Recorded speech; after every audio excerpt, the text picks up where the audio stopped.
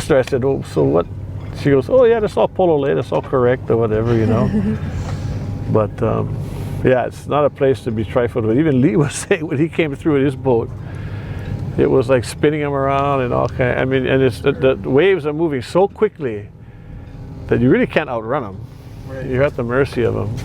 Okay, Emily, just make sure to hold the mic right about there. Same thing. I don't know what we're talking about. Okay, so let's just. Go. It's already okay, rolling. so just tell us about what you guys learned yesterday up at Uncle Archie's.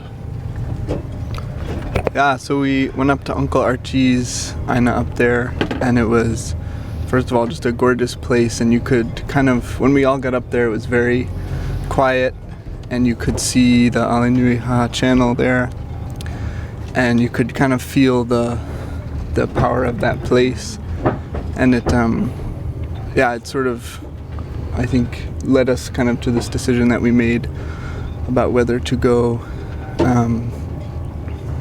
Yeah, do you have something to add?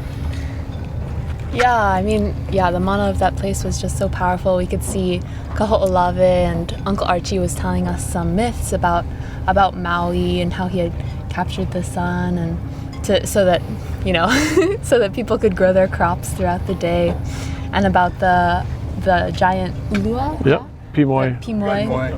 Pimoi, which was right in front of where we were looking out, and just along that path, Uncle Archie was telling us when the current and the wind was just right, he could see Keala Ikahiki, the road to Tahiti that our ancestors took. So that was really powerful and cool. And I don't know, Uncle Bruce, are we going that way maybe or something like that? Well, from the looks of what's happening with the weather and the weather trends right now, most likely not. And talking with Uncle Nainoa today, the alternate, and the older route is Kealikahiki, right? So, you know, he's considering that. He's looking at the weather and stuff like that. So, which would really be neat. Yeah. I mean, yeah, they were talking a lot about how we have to respect the va'a, respect the conditions and stuff. Yeah. Because we're kind of in their home, I guess, is how I think about it. Yeah, so we got to respect that. Yeah, and it is respect. Yeah, I mean, just a backstory.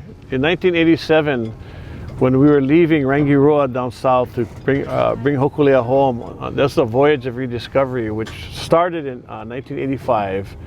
We went down to Aotearoa, New Zealand, and back, stopping along the way at all these Polynesian, you know, islands.